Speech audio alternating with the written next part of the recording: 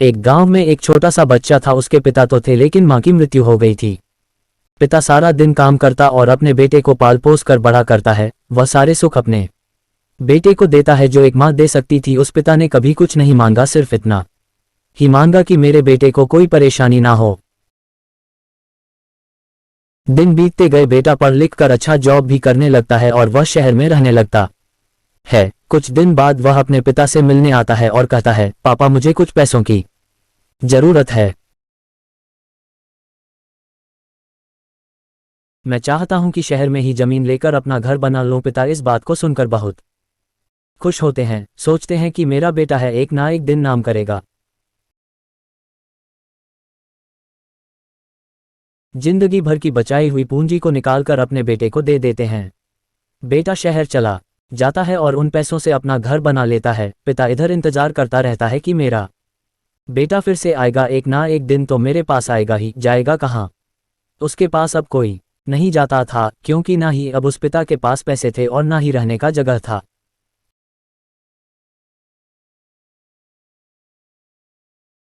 कुछ दिन बाद बेटा फिर लौट कर आता है और अपने पिता से कहता है, पापा अब आप दादाजी बनने वाले हैं। पिता को बहुत खुशी होती है इस बात को सुनकर। वह कहते हैं, तू मुझे मेरी बहू और पोता से कब मिलाएगा?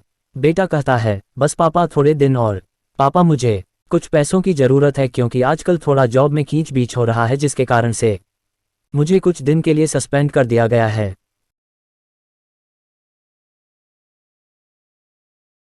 पिता के पास कुछ नहीं रहता है देने के लिए, लेकिन फिर भी कहता है, अच्छा बेटा तू रुक, मैं अभी आया कुछ पैसों का बंदोबस्त करके। पिता बाद में महाजन से कुछ पैसे उधार लेकर अपने बेटे को दे देता है और बेटा पैसे लेकर शहर चला जाता है।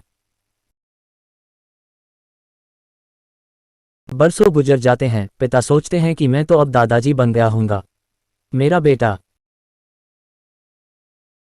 पता नहीं मेरे नाती को लेकर कब आएगा। फिर सोचने लगते हैं, समय नहीं मिलता होगा इसलिए मेरा बेटा अभी तक आया नहीं, वरना आया जरूर होता।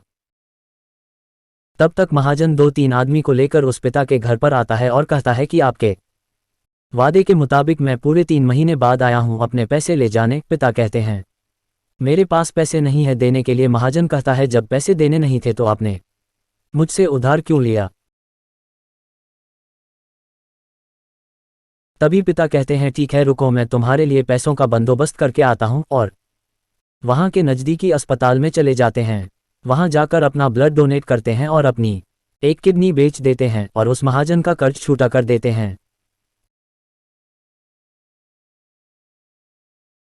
किडनी बेचने के बाद उनकी स्थिति और भी खराब हो जाती है और वह उस राह में जी रहे होते हैं कि मेरा बेटा एक दिन आएगा जरूर।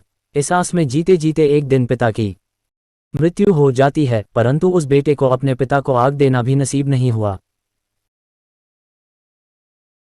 आपको ये कहानी कैसी लगी नीचे कमेंट करके हमें ज़रूर बताइएगा। अगर आपको ये कहानी पसंद आई हो तो अपने दोस्तों के साथ ज़रूर शेयर करें और ऐसी ही प्यारी कहानियाँ सुनने के लिए हमारे YouTube चैनल से जुड़े।